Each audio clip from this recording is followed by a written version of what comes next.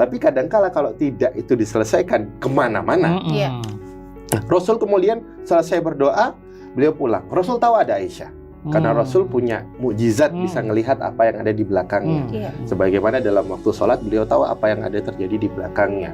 Ada yang gelisah, beliau percepat sholatnya. Ada yang nangis, beliau percepat sholatnya. Ada yang banyak yang menikmati, beliau perlambat sholatnya. Nah, Rasul kemudian pulang dan Aisyah lari. Di kepala Aisyah, jangan sampai suamiku tahu aku ngintip dia. Sampai di rumah Aisyah sudah sampai duluan karena Aisyah badannya kecil, Ustaz. Larinya lebih kencang, lincah dia. Cuman ketika Rasul sampai, Rasul bilang, ada yang capek nih. Ngos-ngosannya belum hilang. Ketahuan ya. Ngos-ngosannya belum hilang. Dia nyampe duluan tapi ngos-ngosannya belum kelar. Ada yang capek. Lalu Nabi nanya, Aisyah, apa kamu khawatir Allah dan Rasulnya tidak akan adil sama kamu? Assalamualaikum warahmatullahi wabarakatuh, teman-teman semuanya, sahabat cinta Quran dimanapun berada. Alhamdulillah bertemu lagi di 30 hari di rumah Nabi. Sekarang kita mau ngobrolin di rumah Nabi itu ada konflik nggak? King Sifrun, Ya Ustaz. kan kalau di kita tuh nggak mungkin nggak ada konflik tuh nggak mungkin. Nggak mungkin, nggak ada orang nggak ada konflik. Ada konflik kecil jadi besar, besar jadi meledak. Nah, gimana di rumah Nabi? Adakah rumah Nabi itu kemudian punya resep atau pola untuk mengelola konflik-konflik kecil? Yang kecil dulu yang kita bahas, karena yang besar nanti. Ya, Nabi kita itu Sallallahu Alaihi Wasallam adalah sosok yang sebenarnya sempurna ya Ustaz ya. Dan itu pun ternyata punya konflik. Yang mana konflik itu kalau kita coba ngelihat pola-pola yang ada di dunia ini, sebagian besar diakibatkan sama komunikasi. Komunikasi, khususnya dalam rumah tangga itu komunikasi jadi penting sekali ya Ustaz ya. Bahkan ketika kita ngelihat kasusnya Adam dengan iblis, dengan ibunda Hawa, konfliknya itu adalah konflik seputaran bahasa yang salah dipersepsikan. Allah maunya apa, iblis belokin kemana, rancu di kepala Adam, terus rancu, tidak ada konfirmasi, tidak ada upaya untuk meluruskan pemahaman itu, kemudian belok. Padahal Adam adalah makhluk yang diajarkan langsung sama Allah, wa 'allama Adamal asma'a kullaha. Di kata beberapa ulama diajarkan definisi-definisi. Jadi dia sangat paham tentang definisi.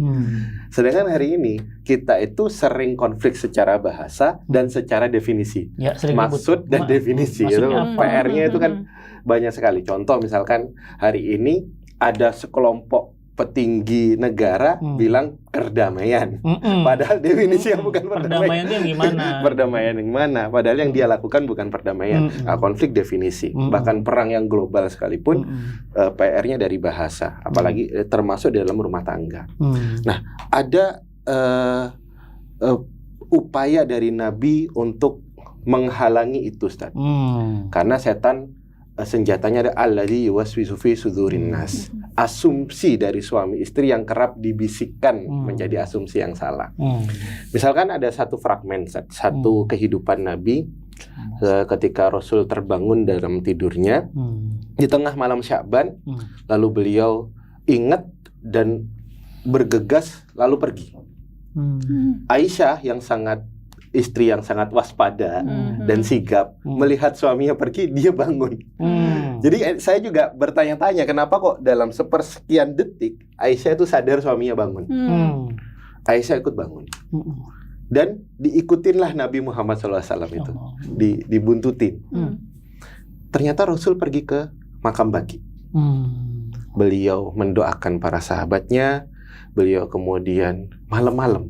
Berarti kan ini banyak hal dalam keluarga yang sudah selesai ini, Umi sama Abi. Sekarang kita ini masih punya PR sama, bahkan bagi diri kita sendiri, mungkin bagi istri kita, apalagi sama anak kita. Pergi sendirian malam-malam tuh kayak seperti momok. Apalagi ke kuburan. Ada zombie lah, ada kuntilanak lah, ada pocong lah, sesuatu yang sebenarnya nggak perlu. Dan aneh aja. Aneh, Ustaz. Segitu. Aneh. Dan Rasul melakukan itu untuk mengcounter persepsi kita tentang film-film horor yang terlalu banyak dalam pikiran kita. Anak saya itu saya nggak pernah ajarkan ketakutan. Tapi sama temen-temennya itu ada zombie loh, ada zombie loh, ada zombie loh. Kita cuma sebelahan ruangannya takut. Padahal sebelah rumah saya cuma tertutup tembok, itu TPU Bogor, Ustaz. Itu makam paling gede di Bogor. Tinggal ngintip itu makam. Ada persepsi yang dibiasakan itu tidak benar. Definitifnya makam ini apa? Horor kah atau tempat tazkirah? Rasul membangun sebagai tempat tazkirah. Rasul mendoakan, Rasul lama di situ. Aisyah ngintip karena Aisyah mikir, wah ini lagi ke istri yang lain nih. Kan jadwalku.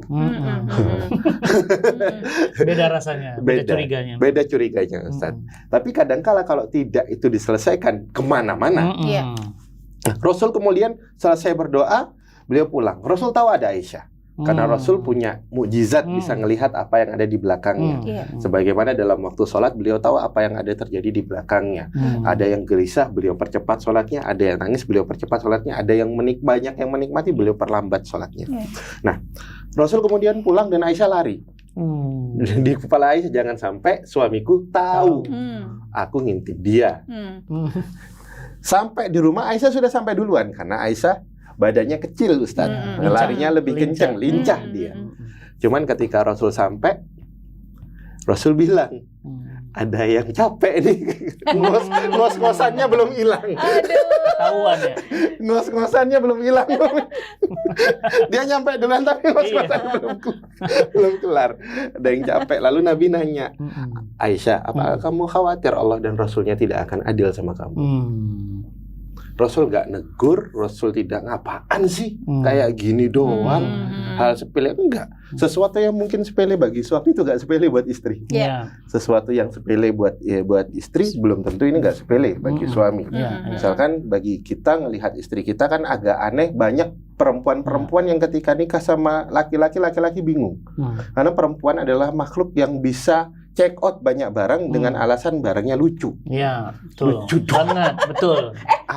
Kok ke saya? Enggak, betul. Apa ini dibeli? Kita nggak butuh. Lucu. Sama seperti bapak-bapak naruh anduk basah, mungkin bagi dia sepele. Jangan besar-besarkan. Tapi bagi ibu-ibu, iya, masalah. Iya, bisa beli karena lucu. Umi mungkin juga sama ya Umi ya. Dan kita harus sadar, Zat. Kita mungkin dinikahin karena lucu, Zat. Kita dipilih karena lucu. Lucu-lucunya. Jangan sebel dengan barang lucu, karena kita salah satunya. Jangan dipilih karena lucu. Oke. Nah, lalu Aisyah bilang, sesungguhnya aku itu khawatir kamu pergi ke istri yang lain.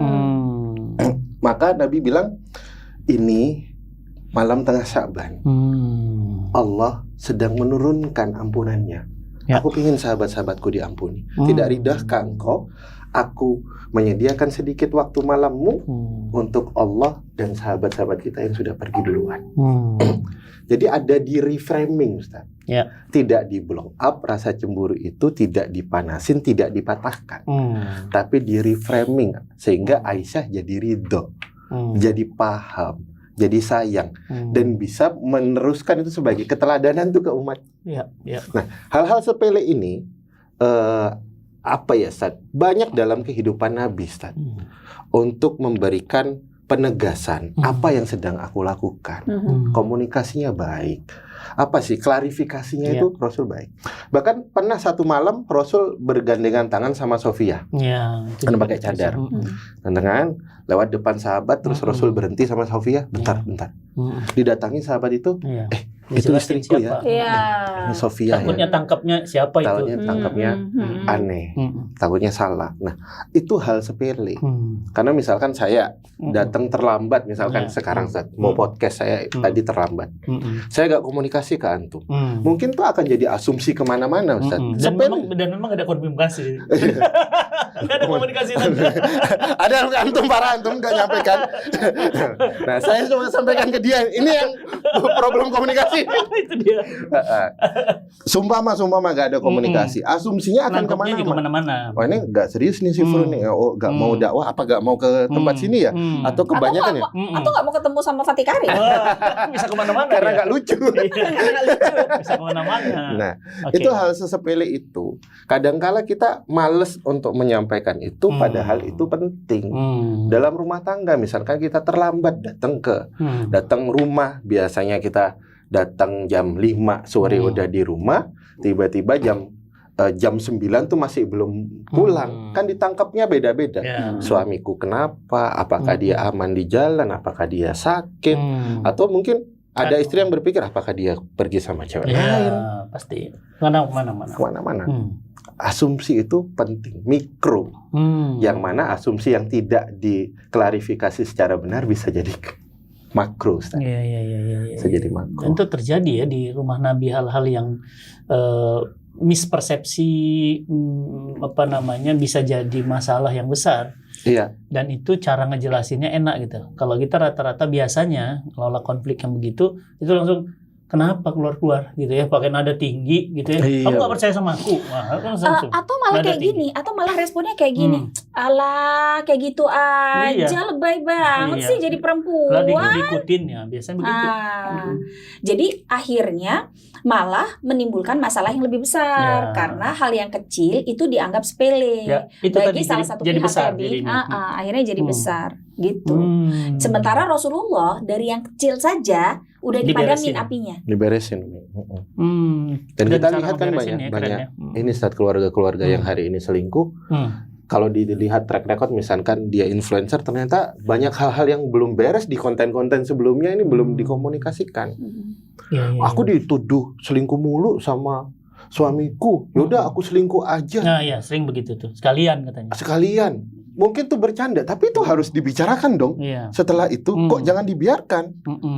Dan bahkan sekarang dia yang dari muslimah hafal Quran nge-branding diri sebagai selingkuh. Seorang peselingkuh. Bahkan kemarin podcast sama selingkuhannya itu kan. Apa ini? Yang mungkin saya menangkap bukan keinginan si perempuan untuk menjadi itu. Ada hal-hal yang tidak kelar dalam rumah tangga mereka, tapi tidak tahu harus diselesaikan seperti apa, harus dibicarakan seperti apa. Kan lucu. Kenapa kok gue selingkuh? Suamiku begini, belakang apa pas masih baik-baik aja gak bicara. Kenapa klarifikasi tempat orang? Dan itu dipublish, itu yang publish. Padahal belum confirm, belum beres di kita, itu sudah beres di publik gitu loh. Jadi suaminya di publik. Mungkin belum tahu suaminya itu. Betul. Kenapa kok aku diselingkuhi? Tiba-tiba cerita di podcastnya selingkuhannya, nge-branding seolah-olah masalah hidup kita cuma masalah materi. Kalau brandingnya besar, banyak yang nonton, endorse-nya banyak yang masuk. Itu. Padahal ketenangan jiwa penting. Dan sakit jiwanya hari ini adalah problem-problem yang kayak gitu itu dijadikan konten, dijadikan podcast untuk get money. Money, get iklan, dan dikasih stiker gift itu live-nya di gift. Kadang-kadang mikir ya, bukankah itu masalah yang harus diselesaikan gitu ya, bukan malah diungkap, diumbar. Apalagi kemudian jadi tontonan publik. Iya betul. Ya ini ngeri.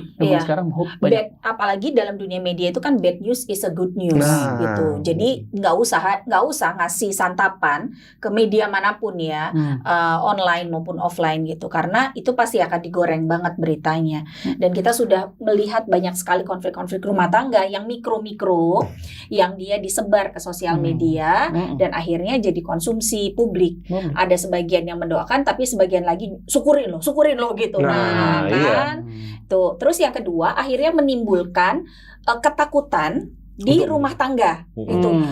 Jadi curiga nih suami gue, jangan-jangan jadi curiga nih, jangan-jangan istri gue sebetulnya. Modelnya begitu. Iya. Jadi akhirnya banyak rumah tangga yang juga saling mencurigai satu dengan yang lain gitu.